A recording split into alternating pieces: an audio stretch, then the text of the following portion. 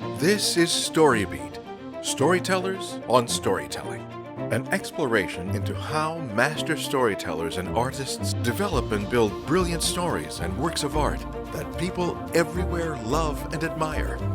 So join us as we discover how talented creators of all kinds find success in the worlds of imagination and entertainment. Here now is your host, Steve Cuden.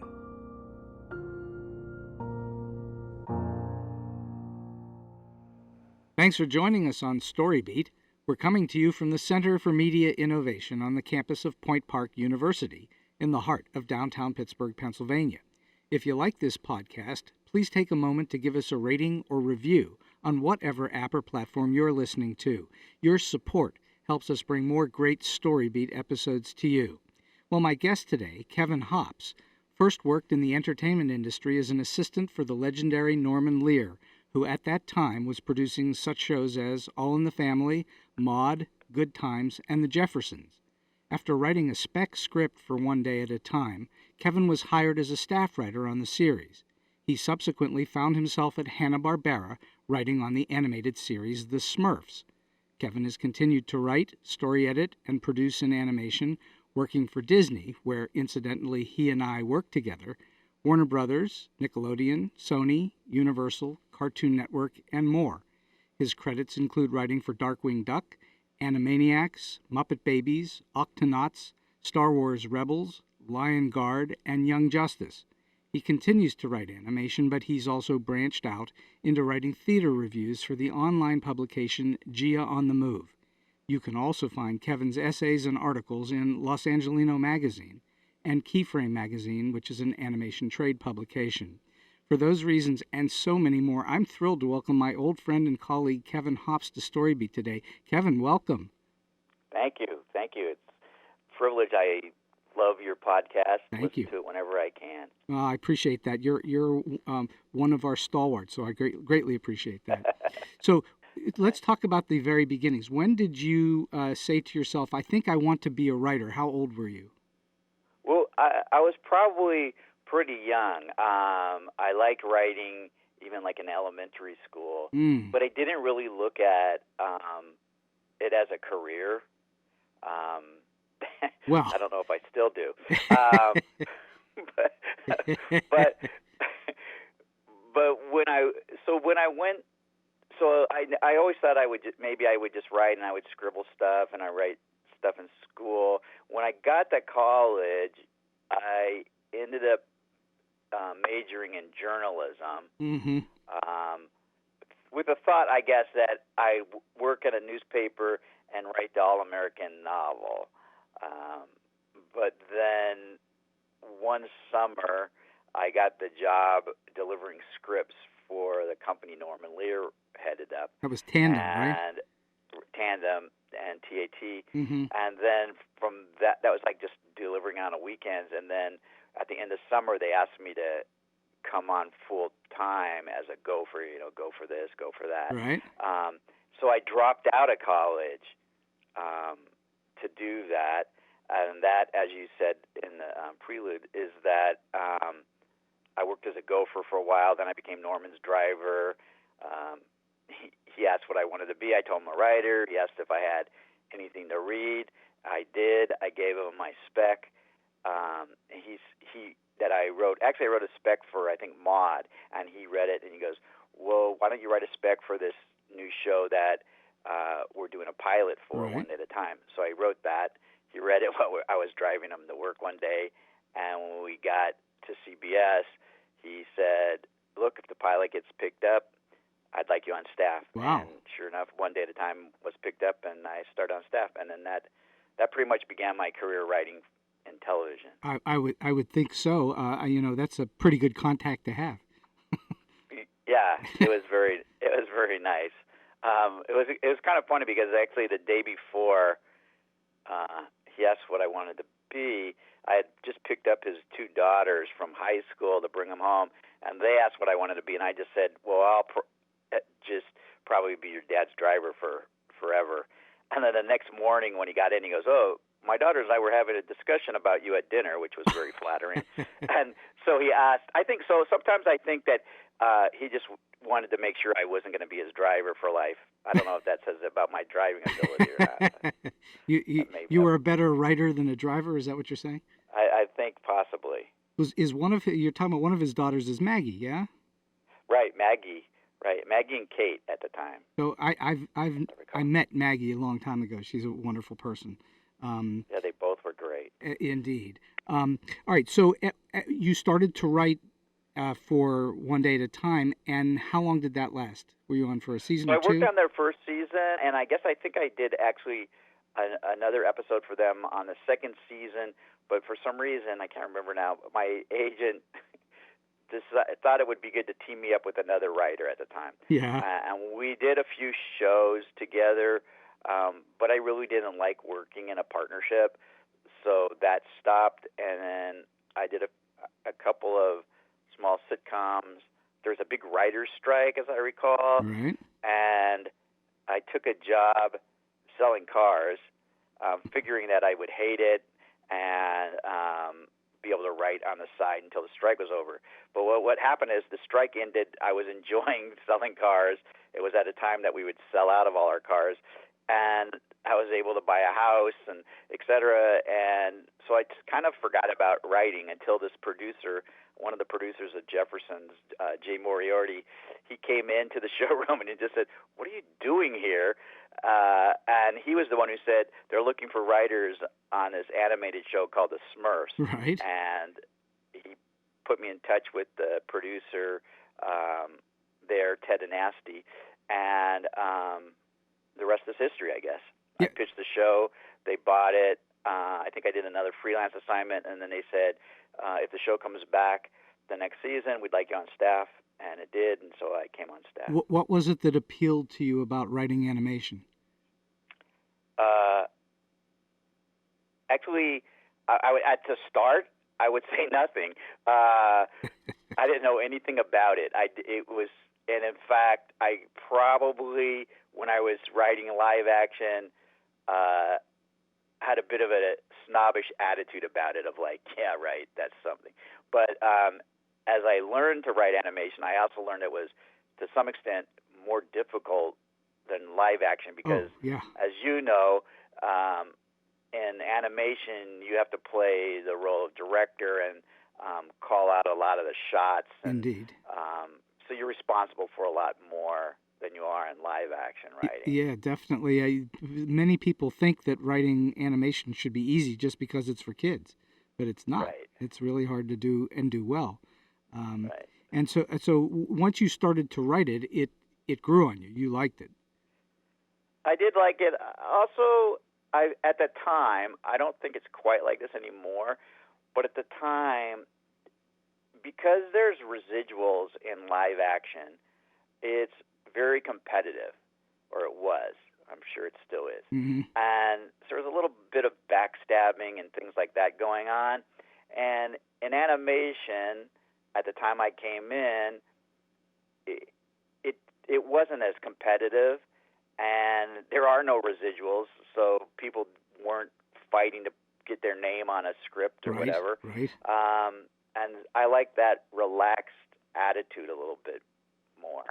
I think that makes a lot of sense. It is a little bit easier on the nerves to be in the animation business. I thought so. I don't think it's quite that way anymore because it has become more competitive, and the business is changing a little. And I think part of it, Kevin, has to do with the fact there's a lot less animation out there to get. I guess, although you have to understand, like when I started, there was 3 channels for animation. Yes, but they all had Saturday morning shows. Right, now when I hear that excuse, I'm not sure I buy it. My guess would be if you went back and counted how many animated shows there were versus how many they are today, there's a lot more today. There's a lot more content. But at the same time, to justify that argument that you're making is there's a lot more people that want to be animation writers. I think that's true. I think the animation industry at large has become much more prominent than way back in the early 90s. Well, I find a lot of people that are getting into business are just like huge fans of animation. Yeah. I'm finding a lot of people getting into the business were fans of stuff that I wrote, you know? So, whereas I was not really a fan of animation. I liked animation, but I wasn't like I would say a fanboy, and I see a lot of that now. Yeah, I agree with you. I think back which then, I think it's a good thing. I think back in those days, 25, 30 years ago, there were, it was, in some ways, it was not thought of on a high level, but now it's thought of as big money making and very popular and all the rest of it. Even though we know that it's not really money making. It isn't money making unless you write features, you know. Right. Then you might be able to. You can make a good living at it. The hard part is to keep it steady. That's it. And to keep doing it. That's it. You have to write a lot of it to make a steady living.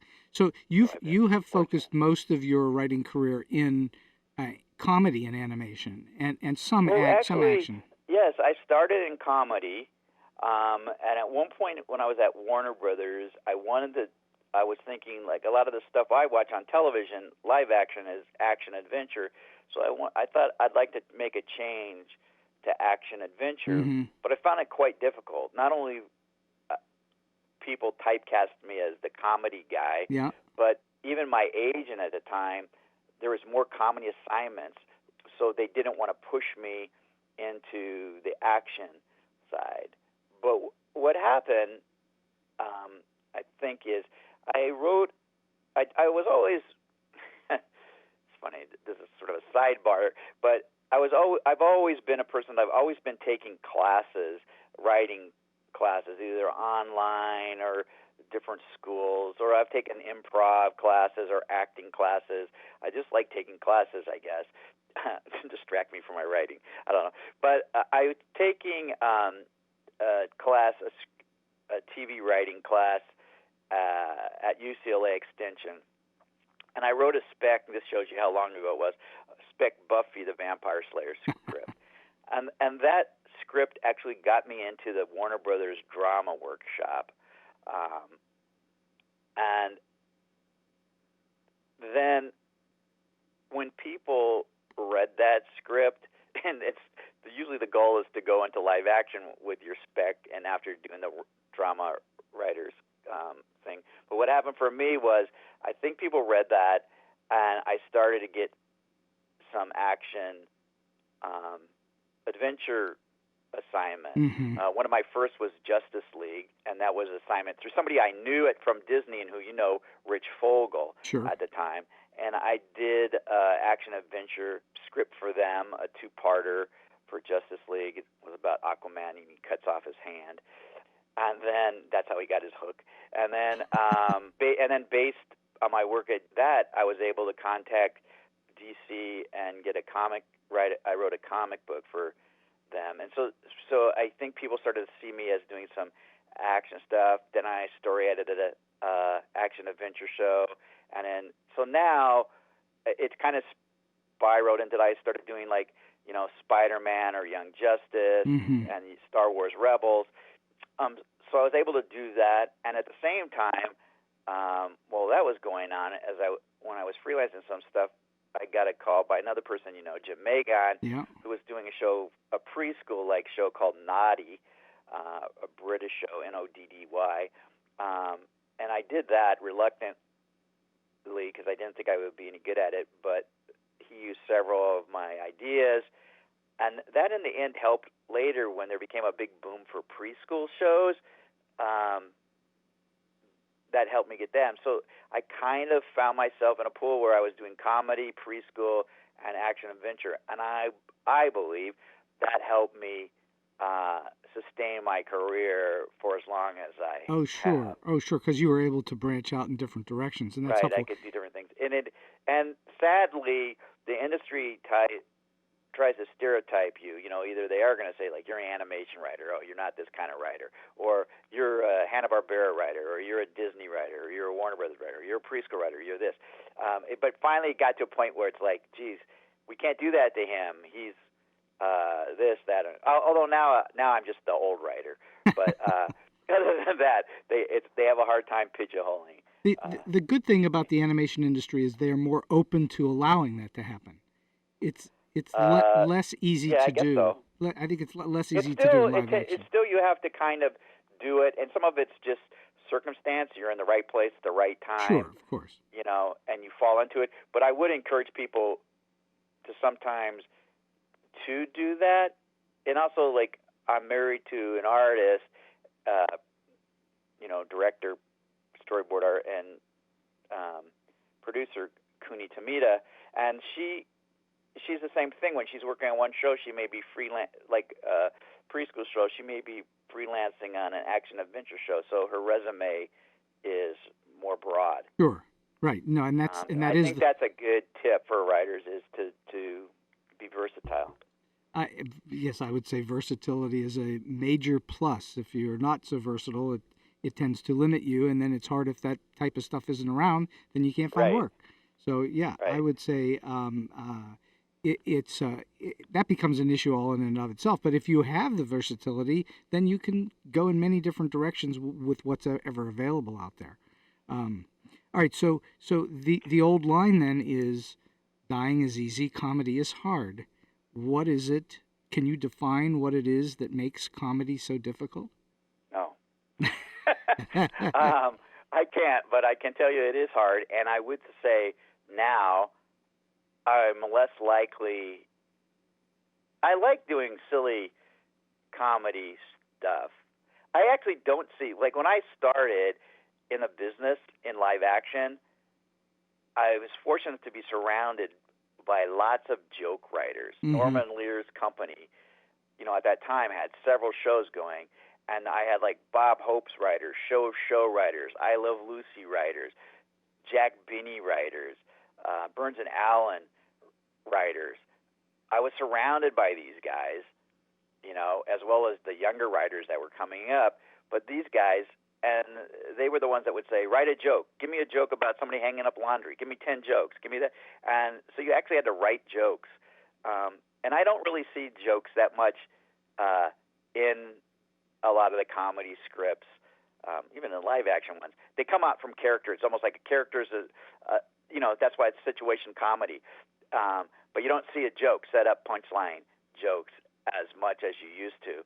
And that's probably because that's very hard to do. Mm-hmm. And it's sort of like the same, to me, two things that's hard. There's a lot of stuff that's hard for me, but two of the more difficult things hard for me is writing a joke and writing song lyrics. And I've done both, and had success with both. But I find them both really difficult, and it does seem like I do everything I can to avoid having to do them these days. But they're difficult, and I can't say why. All I can say is try to do them and see what you think. Well, I think they're hard. The cliche, which I think is true, is if it were easy, everybody'd be doing it, and everybody can't do it. Right. So right. It is hard, and I think even for those that are the most facile at it, they still find it difficult. Right. And so I don't know. I mean, we all think when we write, we all bash our heads in the room. Go like, we think of somebody else, some comic, Jerry Seinfeld, whatever. He goes, "Oh, this is probably just spouts this stuff out." But in reality, no, it's hard work. They don't. I like to use the example of Fred Astaire. People think when they see Fred Astaire dancing, he's so effortless that he just does it. But no, he spent literally thousands of hours getting it to the point to make it look effortless. And writing is a similar thing. It takes a long time to get it to look effortless. Right. Otherwise, it's very challenging. And then the other thing that, as we're comparing writing to dancing, is I'm sure there's a lot of people that get out on the dance floor at a wedding and think they're dancing like Fred Astaire when they're not. And at the same time, I think there's plenty of people that think they're writing jokes. And they're not. Which just aren't funny. I think there's probably a lot of truth to that, indeed. So what kind of stories attract you? What do you like to? What kind of stories do you prefer to both write and see? Well, it's funny. I think what I'm most attracted to these days is I want a story that's somewhat relevant to our times. Mm-hmm. Maybe that's lofty, and when it finally finishes up, it doesn't bear too much resemblance to that. But I like stuff like that, maybe with a little political bent to it. But at the same time, I'll get an assignment to say like a preschool show, and that just becomes fun, and I can get into it. And I think that's a secret too, is that if, like, I have writers every once in a while when I'm working on a story, they'll say, "Oh, this will be easy." That's always a warning sign to me, because it should never work on I never work on a show that I think is easy. Right. And if I think it's easy, it probably means I'm not getting what I'm supposed to be doing. I mean, there are shows that I find maybe were more fun than others to write. Maybe came easier, but they weren't ever easy. And so I just think, like, when you get an assignment on a show, you have to really throw yourself into it and like it. And if you don't, you're probably not going to do that good a job. It's probably going to come out kind of boring if you don't like it. Right. I think.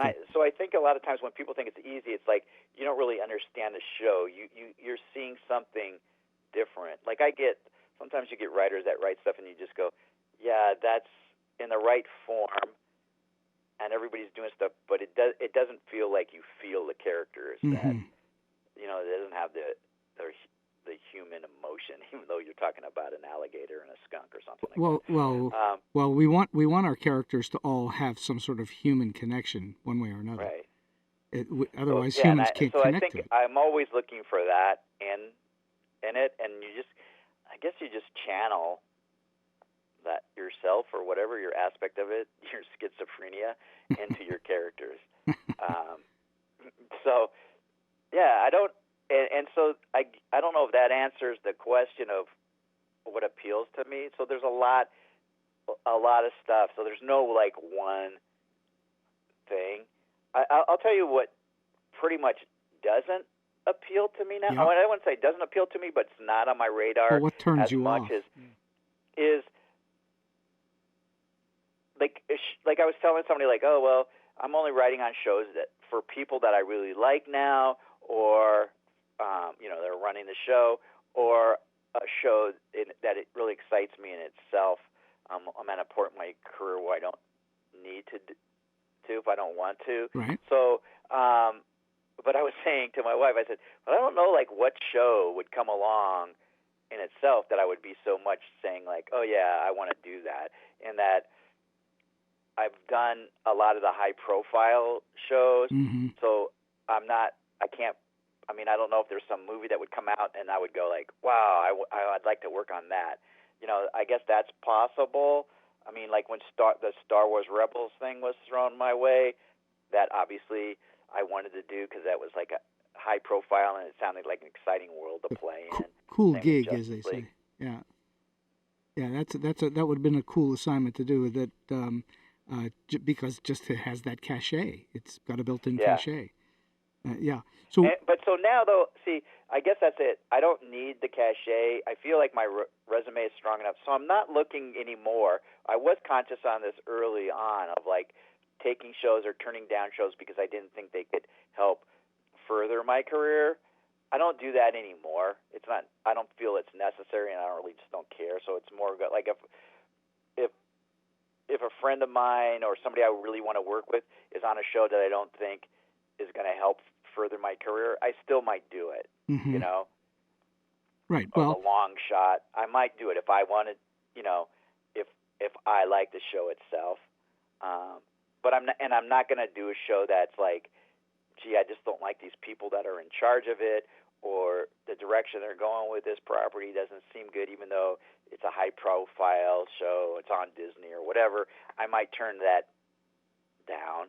You have the luxury of being a little bit choosy.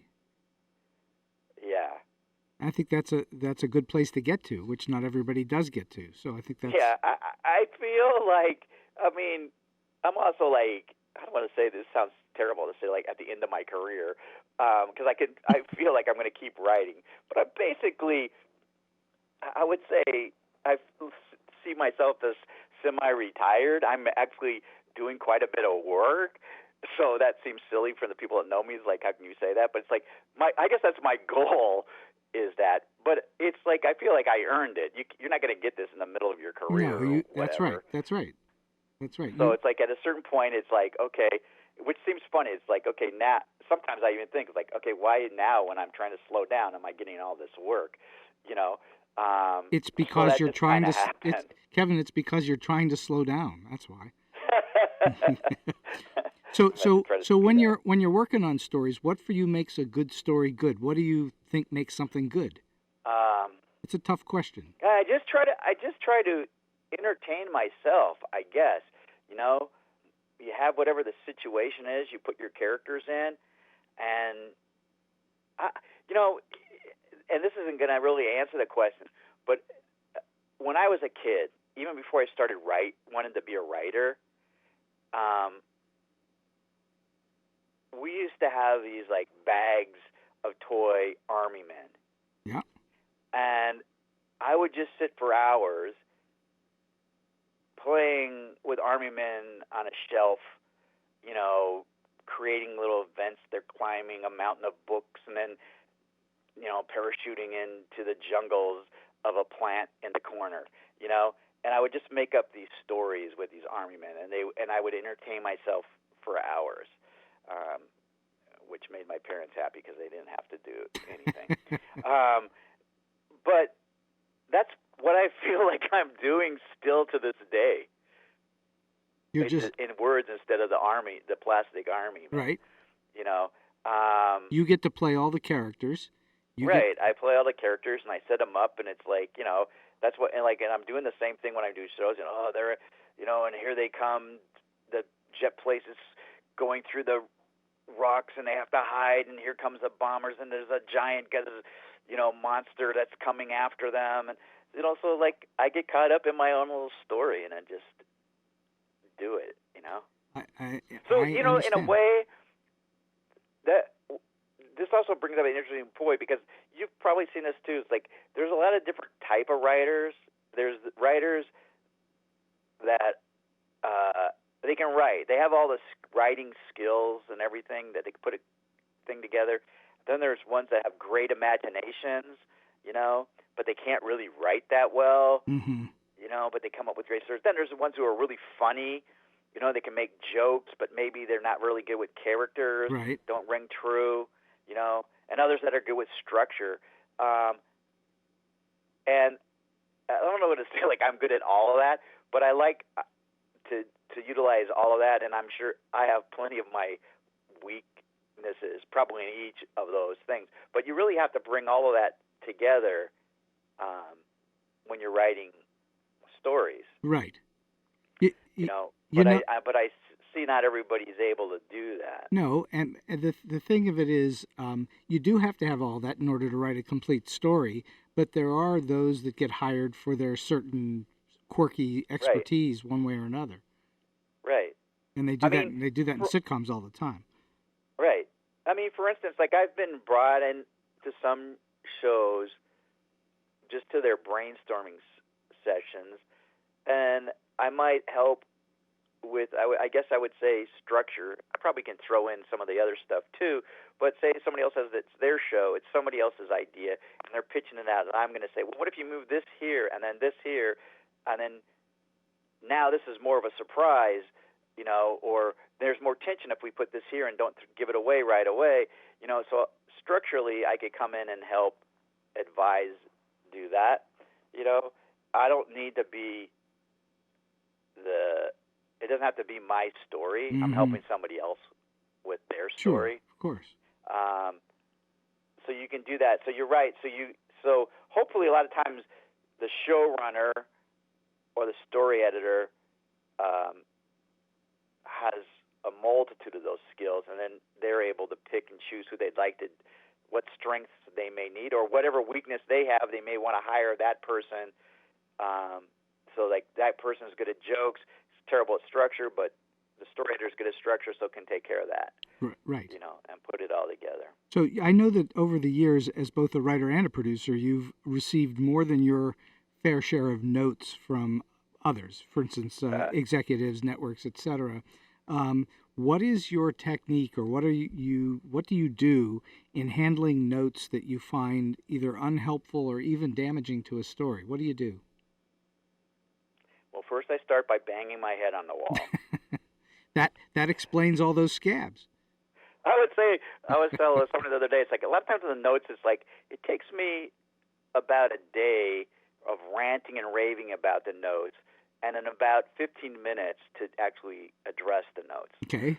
I'm really terrible about getting notes from executives. I'll admit that.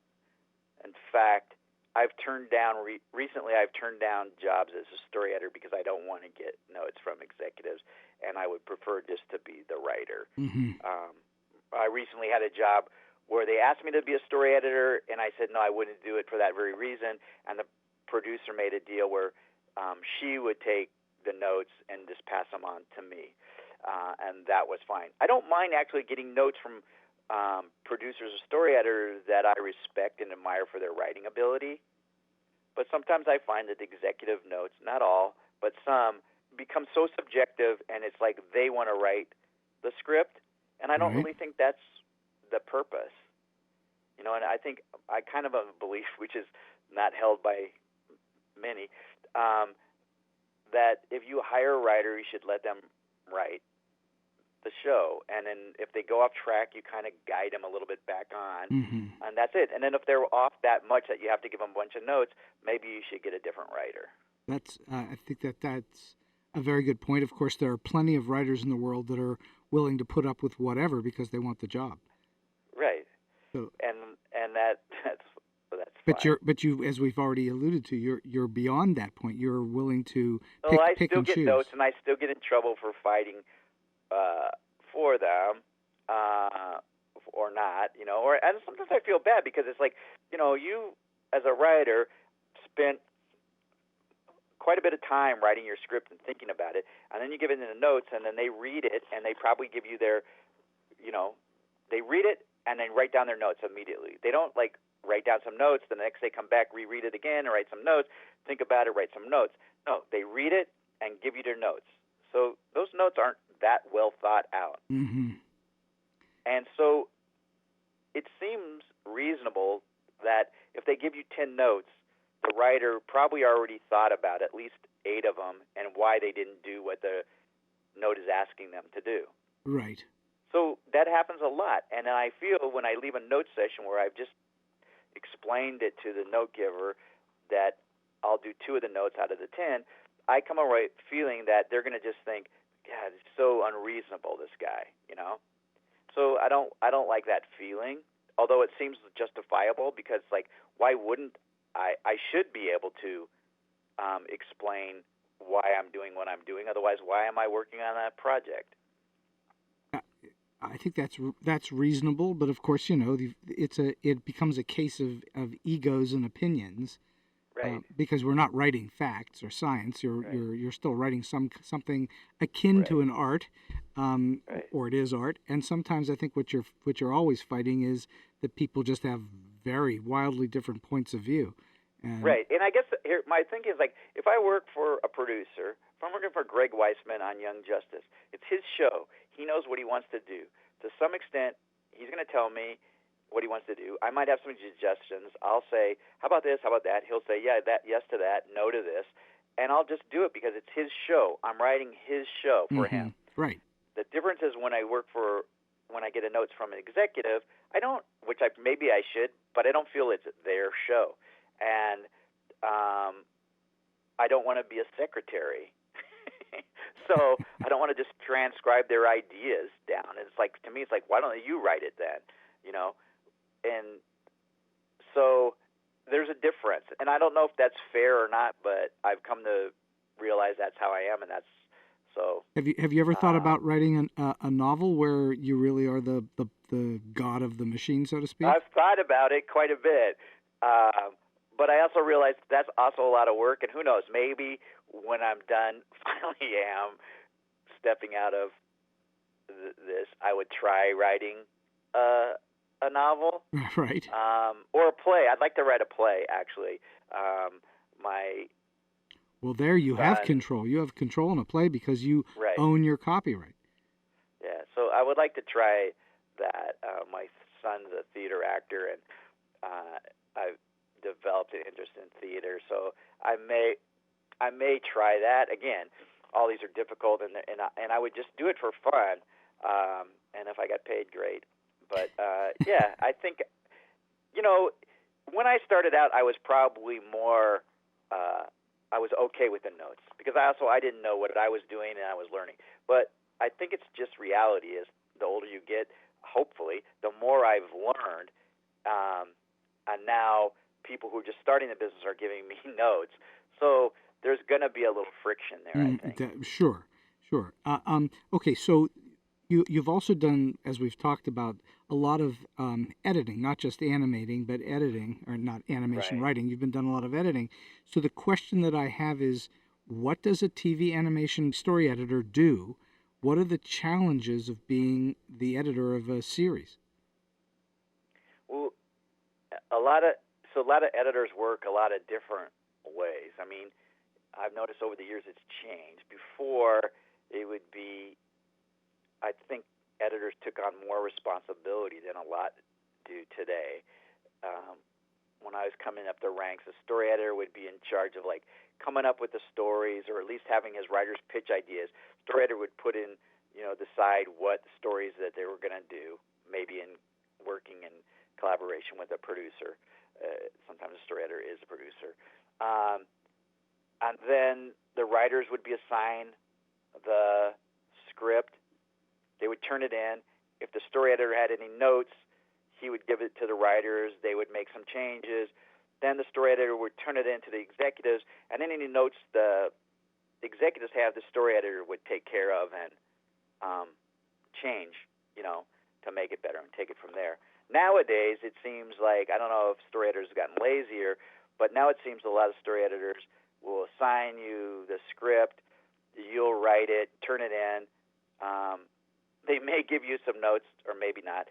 They'll do a light edit on your script. They'll turn it in, and whatever notes the executives give them, they'll just pass those on to the writer to do. Mm-hmm. And then the writer has to do it, whatever. So I think they've gotten a little lazier. So it's like, I don't know why, to me, the way it's working now, I don't know why executives don't wise up and say, look, the story editors are not really story editing as much as they used to. Why don't we just hire several writers that are story editor quality and just use them?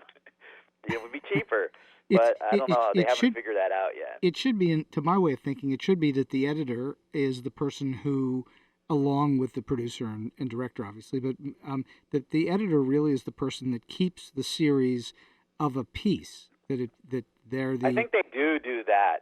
That they do try to, like, in other words, they're aware of, writer A wrote this thing, and then writer B wrote something similar, so they don't want to, or no, this is off character. So yes, they have the overview of the series that maybe the writer, the freelance writer, doesn't have, so they can do that.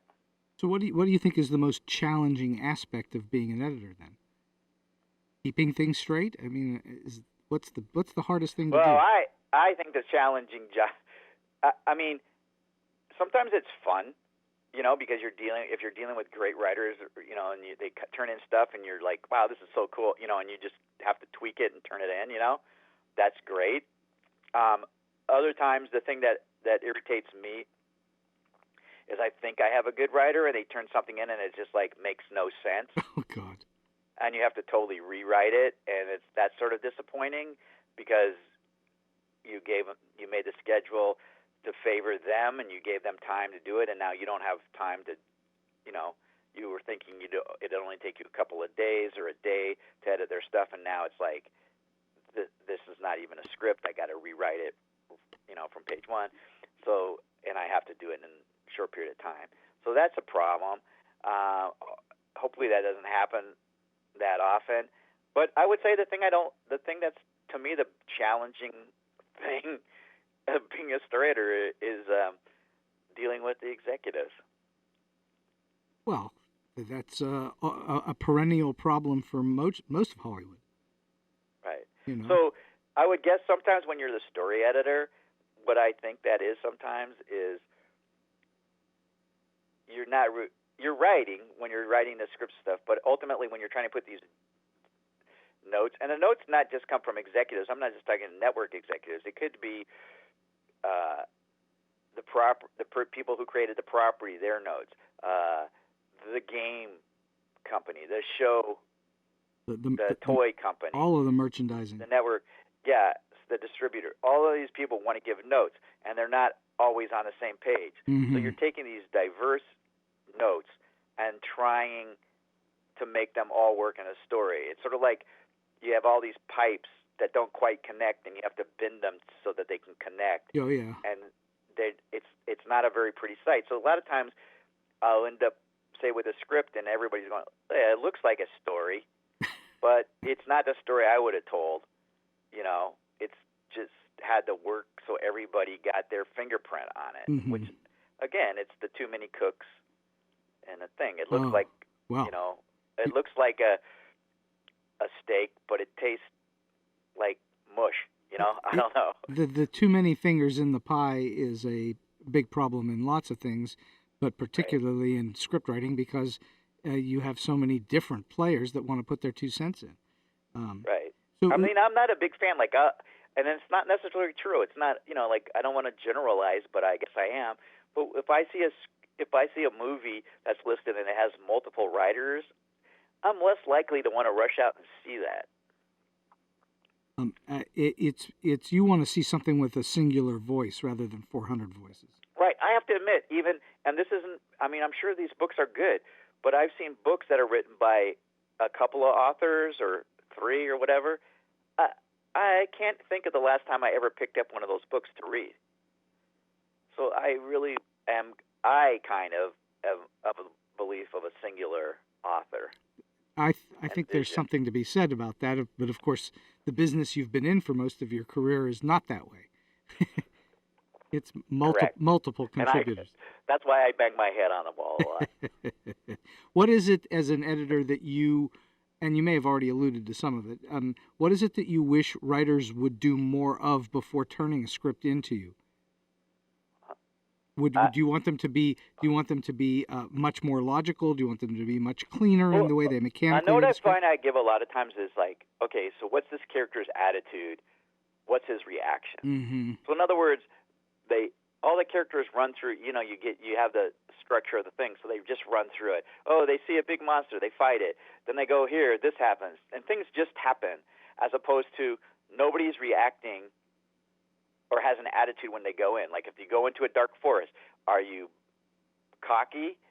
Are you nervous? How are you reacting to your surroundings? Then when the big monster jumps out, do you just fight it, or is your tendency to want to run away, or do you try to talk to it, or what is it? And I always say, and again, even though we're talking about cartoon chipmunks or whatever, what's the humanity? How would you do it really? Like, really? That's what a person would react if they were in this situation? You know? That's kind of my attitude to myself when I read certain scripts. It's like, really? You think this is what would happen if this guy came in and he saw a big monster standing in his living room? He would just fight it? You know? Why? What happened? There seemed like there's something in between there, you know? Or you're not trying to tell me that chipmunks wouldn't act that way, would you? That's right. Well, that's right. I always loved, my favorite notes as a writer are the ones where you've got a new character nobody's ever seen before, and somebody somewhere along the line says that character would never say that, and you go, well, I did a show. I'm sure like someone who's going to hear this is going to do it, and I'll never get hired again by them. But anyway, I worked on a show, and another writer actually. So I'm not even defending my own thing. Another writer pitched a storyline, and it was about a group of rhinos, and another group of characters were going to help this herd of rhinos, but the lead rhino didn't want to help, you know. And so it was a young show, and I thought, oh, that's a pretty cool idea, you know, dealing with sometimes you need to take help or whatever. And the note from the executives, this is a springboard, so we didn't even get to move forward on it. Note from the executives that we don't think that rhinos would be stubborn. So there you go. It's okay that they could talk, but they wouldn't be stubborn. I think so yeah, it is. It goes back to, I guess there was a book called Martian Wouldn't Say That, from, you know, somebody gave that note, right? Well, I can tell you you get a lot of those kind of notes, and they are headbanging. I can tell you from firsthand experiences, rhinos are that stubborn. That's right. I would imagine, but that was my thinking. Is like, I don't know, if I had to pick an animal in in Africa, I would say a rhino would be a stubborn one. So I would hate to try to move one. So two questions. Well, more than two, but questions about character development. First of all, do you have a favorite character you've written for? No. No. I know you want me to say every character that I'm writing for is my favorite character. No, I was looking. I can tell you who my favorite character. No, I mean it is. When I'm working on a show, that character at that time is my favorite character. And as soon as I'm also, this is what's really bad about me, or good, I don't know, is immediately when I'm off a show, I'm off the show. I mean, I'm done with that script. I've probably forgotten it. Yeah. And so a lot of times if I'm on a panel at a Comic-Con or whatever, and people ask me about some show that I wrote years ago, it's like, I'm sorry, I don't even remember the script I wrote last week. And I blame this on the school system. When I was a kid in school, we had to cram the day before and remember all the dates for when presidents or all the branches of government or all these lists and stuff. I would memorize them for the test, and as soon as I would walk out, I'd totally forget them. They were meaningless, and I feel like my brain is that way. It's always been that way. I can tell you, because I worked on 33 or 4 different series, I can tell you my favorite character that I ever wrote for. I can tell you. What was that? Goofy. Goofy was just so much fun to write. He just was, because I had many characters. I've written that I'm proud to have written and enjoyed writing, but he's the one that stands out as being the one that was the most memorable to write. But that's just me, Right. So all right. So what for you makes dialogue good? How do you come to dialogue? What is your approach to writing great dialogue? Well, I like to think I do write good dialogue. First of all, well, okay. Whether I do or not, Let's I guess start. that's subjective. Let's start there. Yeah, I think it has to be realistic, sound like someone would say it, and not sound like it's just exposition. Mm-hmm. So a lot of shows I work on, somebody has to say something or give a fact, and I'll see writers will just write it and go, yeah, but no one talks that way, Yeah. So, like, is it, do they talk with contractions? Do they leave off certain words? How do they do it? And then it's like maybe has a rhythm to it.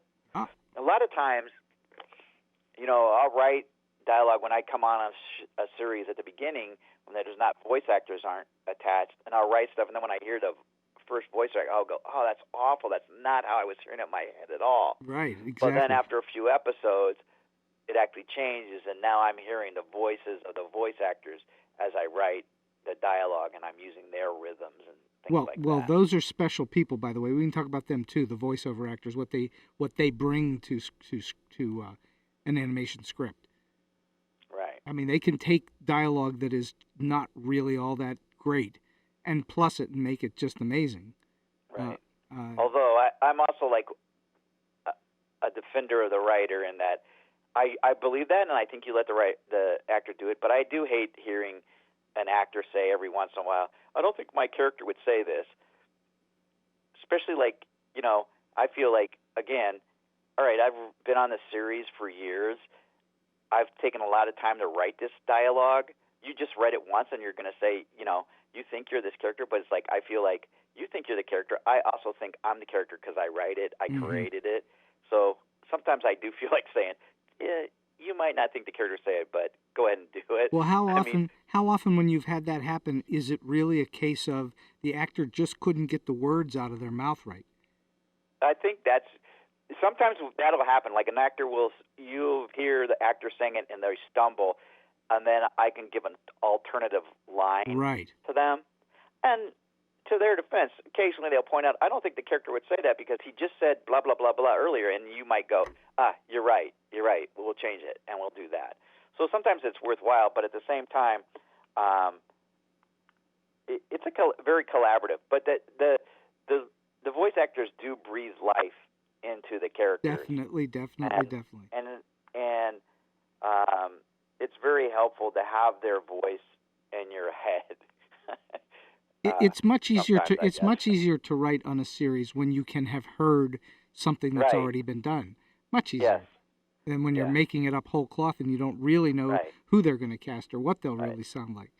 So I And think, then also, like, if I get on a show that's starting up, a lot of times they might have several scripts, but they still don't have the voice in. I want to read all the scripts, and I'm going to circle. I'll go through the scripts and circle anything that's sort of unique about it. You know, a way the character speaks, maybe even how in the line descriptions. You know, do they capitalize sound effects? Do they put it in brackets? Do they put a lot of exclamation point? So I want to make my script match to some extent the scripts that are already in production. yeah. So I'll try to mimic the characters that they've already created as much as possible. If they use a certain word a lot or whatever. So I try to do that. And that tone and rhythm and the way that they say things. Once you can get that in your ear, it's a lot easier. Right. So what are a few of the things that a screenwriter could or should do in order to, of course, beyond writing a good story with good script mechanics, what are some of the things that they can do to secure even a chance at a sale? Just technically wise, I mean, the thing is, nowadays it's a lot easier because you have final draft, so you're going to get the form at least right. Yeah. Then the next thing is to make sure the spelling errors are correct, you know. And then I guess the other is make sure you're spelling all the characters' names right, you know. It's stuff that a lot of the stuff is like this should go without saying. But those are the small things. Like if I read a script right at the beginning and it's full of typos or, you know, grammatical mistakes, you know, or something that this doesn't happen to this character. Or this character flies? No, he doesn't. You know, I'm not reading any farther, you know.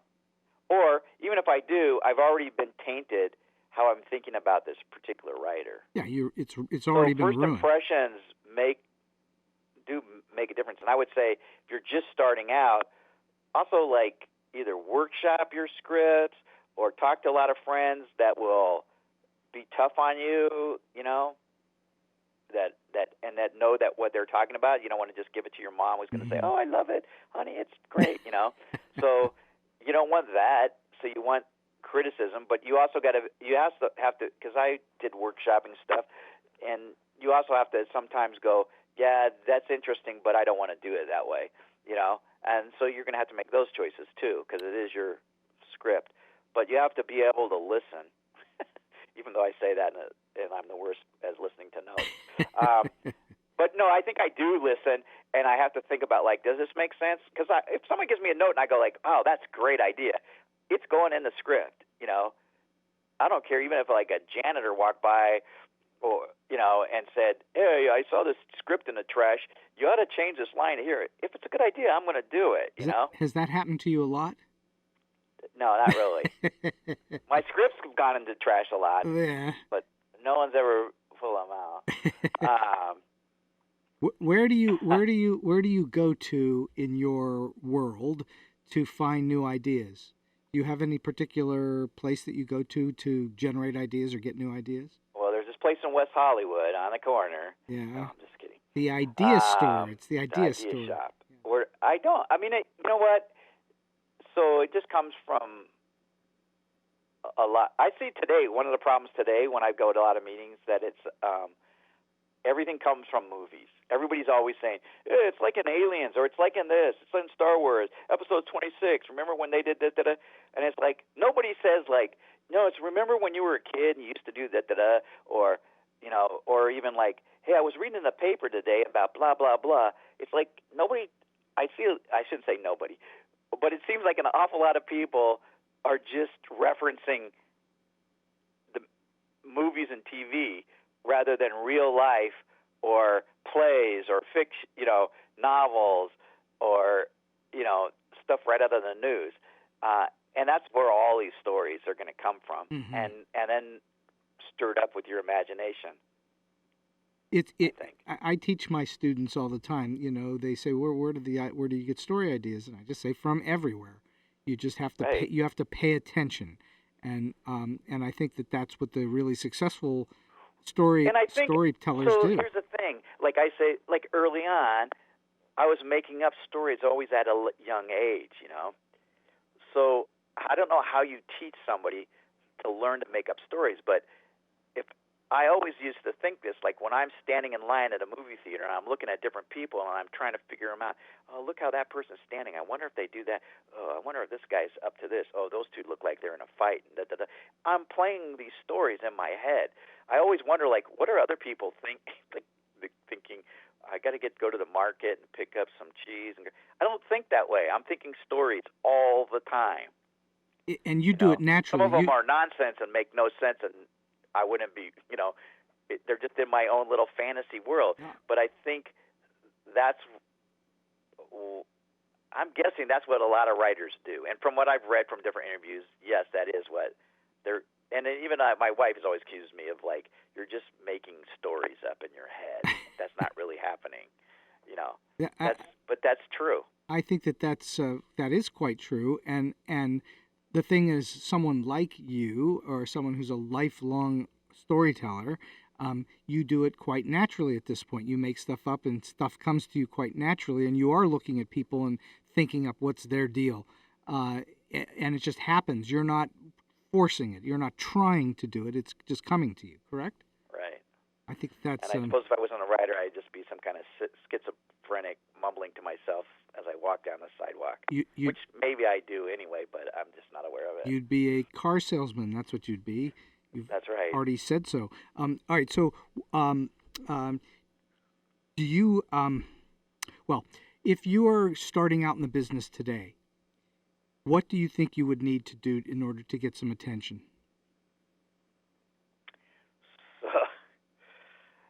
So yeah.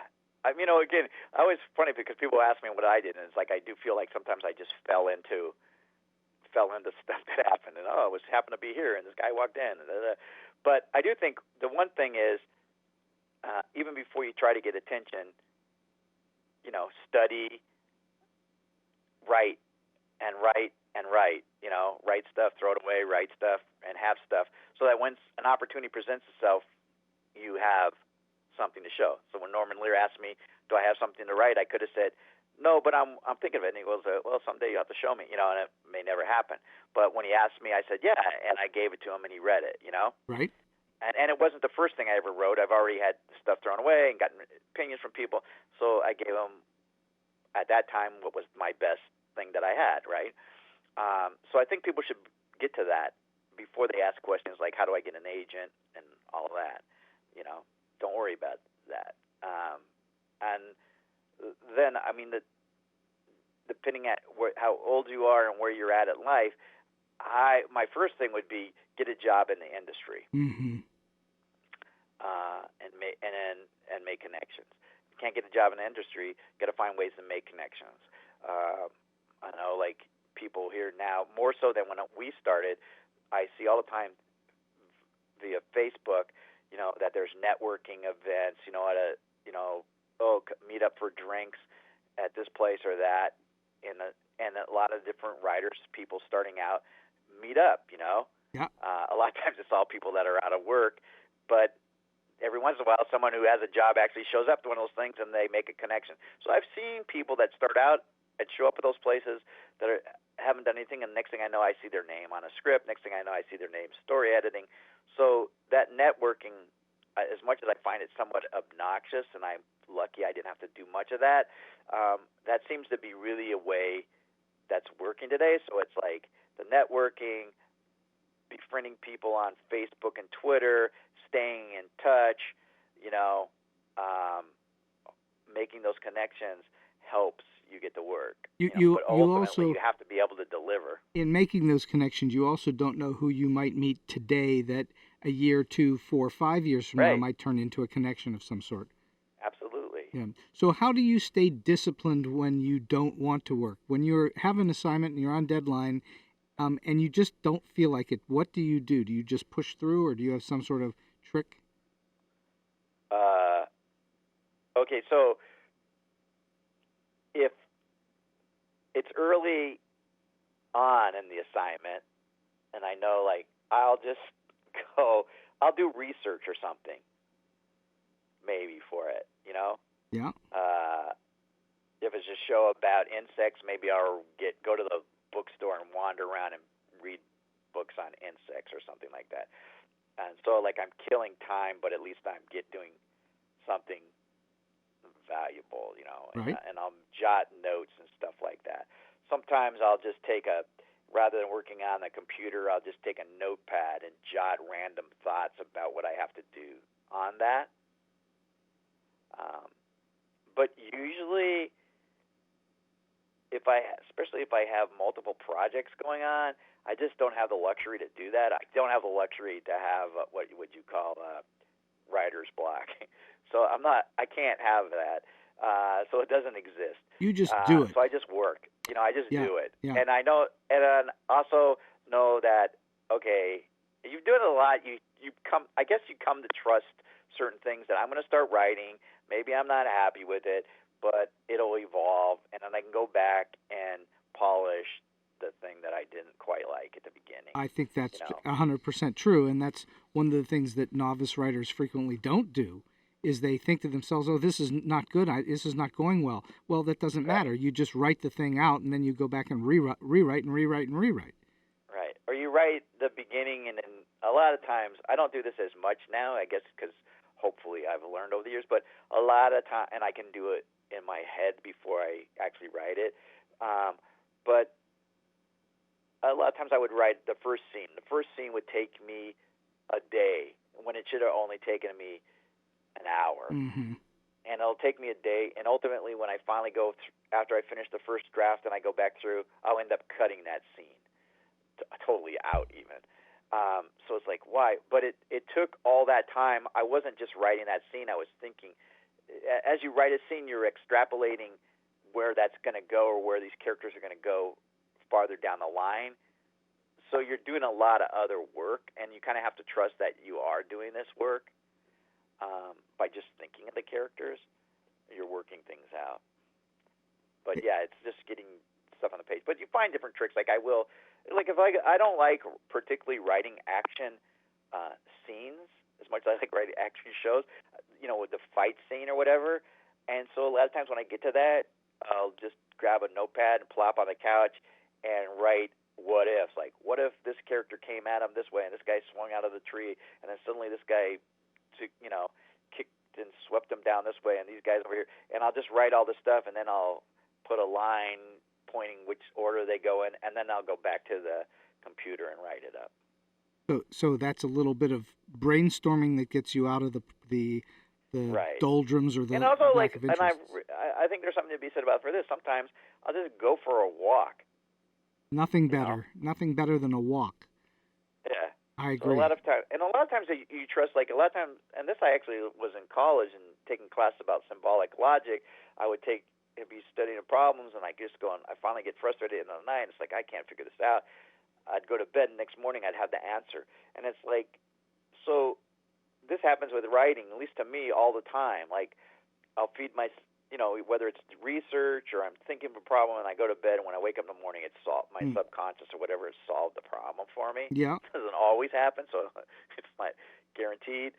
But that happens. So you learn to trust that as well, that stuff like that happens. You just got to throw in all the, you have all the research and materials in there. I also realized just really recently that my technique through the years does utilize a lot of my journalism studies. I did go, by the way, I ended up, when I was at Disney, teaching at UCLA Extension in their writing program. And then at a certain point I thought, well, this is ridiculous. I'm teaching here at UCLA, and I still haven't graduated from college. So I decided while I was working at Disney to go back to college, and I got my journalism degree while I was on staff at Disney. And then, so I do utilize a kind of a journalistic technique in that, journalism is partly you go out and do the reporting and the researching, and then you write it up. And that's kind of how I do and what I enjoy about writing even animation. You know, is doing the behind the scenes work, the research and the development part and of the it. research can also be, just writing stuff up about who the characters are and what their stuff, so that's the information. And now once I have that, or even the structure of the character, then I put it in the structure and I just write it up. Now I tell that story once I have all the elements. So the elements could be factual stuff if you're doing that type of a show, or informational, or just about the characters and the situation. And now you just write it up. Right. It sounds easier than it is. So, Kevin, believe it or not, we've been talking for a little over an hour, and we're going to wind this thing down. I'm just curious, over the years in the business, you've surely met your share of oddballs, myself included, and quirky and odd experiences that you've had. Can you relate one or more stories about that we might find interesting, that's either offbeat or funny or weird or strange or something like that? So you want me to talk about oddball characters? Oddball character that was more odd than you? Let me see.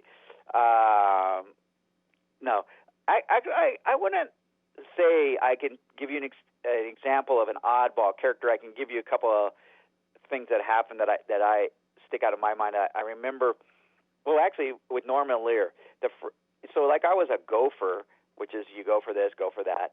For like all of the family, I would get there in the morning and go to the farmer's market, which is next door to CBS, and get all their fruits and vegetables and bring it over to all in the family or Maude or whatever. In fact, while I was there, actually, this is interesting. One of the jobs I had as a gopher on show days, I would pick B. Arthur up and drive her into work. Oh, yeah. And then at that time, I had an old beat-up Volkswagen, and I'd pick her up at her house, and the door on the driver's side wouldn't work, so I had to open the passenger side and get in before she did.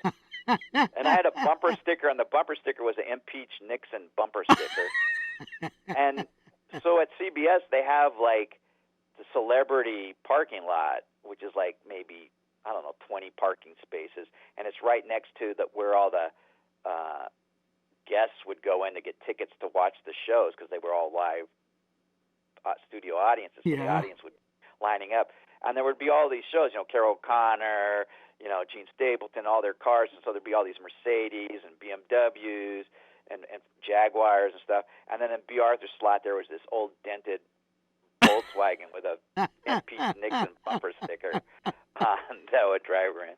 So there was that. Did she have to get out of it in front of a crowd of people?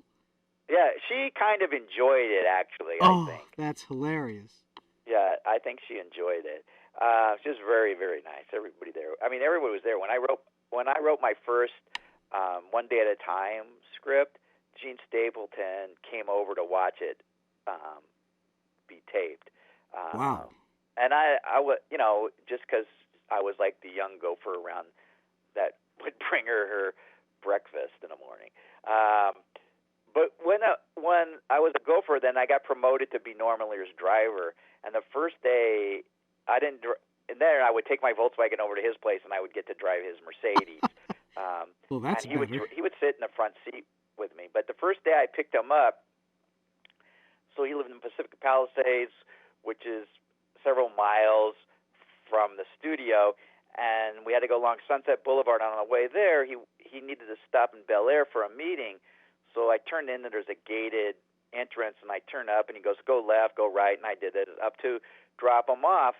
And I thought I would just wait for him, but instead he said, you need to take this package to Al Burton at CBS, so go back to CBS and do it, and then come back and pick me up. So I went and did that, and when I came back, Sunset, came back, and I turned through the gates, and I went left, right, whatever, and I got to this house, and it's like, didn't resemble the house I dropped him off at. And this is in the days before cell phones, so I can't call anybody. Or GPS. So then I go back down to the entrance, and I try it again, and I reverse everything. I go right and then left, and still it's the wrong house. I go down again to the gate, and I see there's a big map. So I run over to the big map as if it's going to say, "You're here, Norman's here." You know, I don't know, but all I learned from the map is there's 2 entrances to the Bel Air Estates. So quickly I drive to the other entrance, but by this time I'm thoroughly confused of whether it was right that I start with and go left or left and then go right. So I don't know what I'm going to do once I get into the entrance, but when I turn into the entrance, I see Norman has walked like a half a mile down from the home that I dropped him at to the entrance. And I'm already like 20 minutes late. I'm sweating. I pull over to him thinking for sure I'm fired. And he just gets into the car and he just laughs and goes, "What did you do? Go in the wrong entrance?" And that was my introduction to my boss. And he was a great guy. He is a great guy. He's still kicking.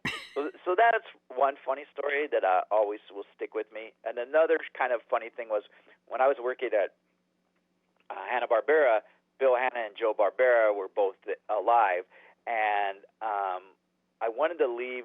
I was working on the Smurfs. They wanted me to stay on the Smurfs, but I'd been working on it for a couple of years, and I wanted to do something different. There was nothing different for me to do at Hanna-Barbera. I just didn't want to do Smurfs anymore as much as I liked it, and I was offered a job at Disney. So I was leaving, and Joe Barbera called me into his office just to say goodbye. He was nice about it, but he wanted to also remind me that he said to me, "You know, Walt Disney is not alive." He just wanted me to know that at least at Hanna-Barbera, he and Bill were still alive. So I had to tell him that I knew that Walt was no longer living, and I did leave to go to Disney anyway. Walt isn't alive. Yeah. At first when he said it, I wasn't like, yeah, I know that. And then it dawned on me the point he was making. And I don't know. I mean, I've already probably got myself into trouble by saying about crazy note givers. But oddball characters, I don't know. I don't really judge people as being oddball characters. I'm sure we have a lot of oddball characters, but I kind of feel like we're in an oddball business, so it should. They're everywhere. There's no way to avoid them. I would think the person who's not odd would stand out more. Absolutely. There are no plain Jane people in the entertainment industry. They're all a little off in some way. I would love to know if there's any truth to the apocryphal story that Joe Barbera once said to someone, "That Barney Rubble, what an actor." This I don't know. But I always felt like I always heard stories that he would do, like, he was very quick, like if he was pitching a show to network and it was about a bear and they said, and then he goes, "You don't like a bear? How about a dog? How about you don't like a duck? Maybe a pigeon." You know, it would be like that. He just wanted to sell the show. But they were funny. They were great. They had to have been. Look at all the stuff they put out into the world. Well, I'll tell you a funny story. This is odd. So when I was at the Smurfs, I was writing, and they wanted me to be a story editor, and I didn't want to be a story editor. So they, you know, at those times I didn't have an agent, so I had to go meet with a lawyer, and the lawyer said, "Okay, well, we want to make you a story editor, and here's how much you'll get." And I go, "Well, I don't want to be a story editor." They go, "Well, you have to. That's the offer." I said, "Wait, you're going to fire me if I don't want to be a story editor? But everybody likes me as a writer. Why would they fire me?" She goes, "Okay, wait, we'll get back to you. Come back tomorrow, blah, blah, blah." Next day I come in and go, "Okay, we're not going to fire you, but we still want you to be a story editor, and we'll give you this much more money than we offered you before." And to me it just seemed, I didn't know if I was ready to be a story editor. Story editing seemed like more work. All the story editors I knew seemed to put in more hours. So I was like, nah, I really don't want to story edit, you know. I just want to be a writer. So then they came back and said, "Okay, you can just be a writer," right? So a few days later, I go into a urinal, and the head lawyer follows me in, and he's at the urinal next to me, and he looks over and he says, "So what's it going to take to get you to be a story editor?" And I said, so I just made up some figure, which I thought, they won't pay this. And I said that, and he goes, "Okay, fine, it's done. Come with me." So we washed our hands, and he I'm took me down to Bill Hanna's I'm glad you washed office. your hands. Yes, I just want to throw that in. I don't want anyone to think I wouldn't. And then he took me into Bill Hanna's office where a meeting was in place, and he said, "Okay, he made the deal," and then that was it. So you made much more money than you were expecting. That's how people wheel and deal in Hollywood. It's meeting up with lawyers and I'm not suggesting that you should hang out by urinals by any means to get a job, though. Yeah, that's the approved Hollywood method. Hang out at urinals. That might get you in some kind of other trouble. It very well might. So, last question, Kevin. This has been so much fun. What's the best piece of advice or a great tip that, and you've already given us tons of them, but perhaps you've got something else that you can give to someone who's just starting out in the business and trying to get in, or maybe someone who's in a little bit and trying to get to the next level? Run now. Run away now. No, I think I'm not saying that you should write for free, but Mark Twain, I think, was one that says, write for free, and eventually, if you're any good, they'll buy it. They'll pay for it. And I always kind of took that advice to heart, and I feel like you just have to write and write and write. And if you don't like writing and you just want to be a writer, it's not going to work out in the long run. It might work out in a short time, but you have to really enjoy writing. So write a lot, read a lot, watch a lot, make up stories, short stories, whatever it is. Study the craft as much as you can. So that's the one hand to learn your skills, I guess. Take classes. I take online classes still, read books on writing, so do all of that. And then network. It's all. Are you still there? I'm still here. I'm listening. Well, see, that's very nice. See, most people don't listen to me. I think to it's their advantage. I think it's well, there's that. But I think that there's a lot of value to saying that the only way to become a good writer is to write. And then that doesn't do you any good unless you have someone who's willing to read it and hire you. Right. So those two things are maybe the essential keys. You don't become a good writer by wishing to be a good writer. You become a writer by writing. And also, I think there's other ways too. I mean, you do whatever you can. If you want to be a writer, then you're going to do the networking thing. Try to get a job in the industry. Also write short stories for magazines and stuff like that, because then that looks good. You tell people, take improv classes. Okay, so I was taking an improv class when I was a story editor at Disney.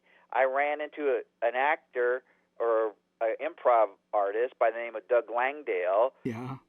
I hired him or got him an assignment on, I think it was Darkwing Duck. And the next thing you know, he was a staff writer for us. Then he became a story editor. And then now he's since become a producer, and he's working all the time, and he still does stand-up comedy with his wife. So, you don't know how you're going to meet somebody, but you stay in that venue. You're still exercising those storytelling muscles at the same time, and you can meet people that way. Or write a book, team up with an artist and write a children's book or something, and especially if it gets published, now you have that to take into a studio and say, I want to write. So a writer has you might branch out. You can write a lot of stuff. I find the hardest thing is deciding what you want to write, I guess. Well, sure. When you're starting out, because it's like a kid in the candy store, right? And you have to be a little bit thoughtful and careful about what that first, push into the business world is, because you might, as we talked about earlier, get pigeonholed there. Right. So you don't want to. And which I probably did. Fortunately, I like it and I've done well, so it's fine. But I tell this some advice that I didn't take myself is I did like to write. I did want to be a writer. I didn't really have a particular genre or media in mind, and so I kind of went with the flow. So if somebody would have come in the car dealer and said, hey, I have a theater workshop, you should go to that, maybe I'd be a playwright now, Or if somebody was working at a live action, maybe I'd be writing live action. Or somebody was at magazine, maybe I'd be writing feature magazine articles. I don't know, So I know for me, I just wanted to be a writer, and I wound up in animation. And some people could say for better or for worse, but I've enjoyed it. Well, for sure. The idea that you're flexible in that way is also valuable. Unless you have a specific thing that you know that this is the only thing you want to do, and that's what you do, and then you go do that. But a lot of people, like you say, aren't sure what they want to write. They like a lot of different things. And I'm one of those people. I've written lots of different stuff. So right, and I think that's good, and to some extent yes, it's kind of good to have a steady track record and stuff like that. But I also feel like sometimes you got to be careful that you're not in a rut, So some people say like being in a rut's just a few inches short of being in a grave. So I think it's good to do that, and I think or like you can, like, which I did too, is like you teach writing, study writing, write writing, do all of that stuff. It's all part of the same world. It certainly is. Well, Kevin, listen to your podcast. Thank you. Please do. And yes. Listen to this one. And again, and I'm, not just plugging your podcast. I think it's a great thing. Listen to your podcast. It helps not only get tips, but it hopefully inspires you to do stuff and write. I hope that you're right, and I believe that that's true, and that's why I'm doing it. It's fun to do, and I think that it's of some benefit to those who are looking to be in the art world of some kind. That's right. They'll be able to blame you for their. It wouldn't be the first time. Kevin, this has been a great joy. I really appreciate you spending some time with me on StoryBeat today. Thanks for having me. And so we've come to the end of today's StoryBeat. If you like this podcast, please take a moment to give us a comment, rating, or review on whatever app or platform you're listening to. Your support helps us bring more great episodes to you. This podcast would not have been possible without the generous support of the Center for Media Innovation on the campus of Point Park University. Until next time, I'm Steve Cuden, and may all your stories be unforgettable.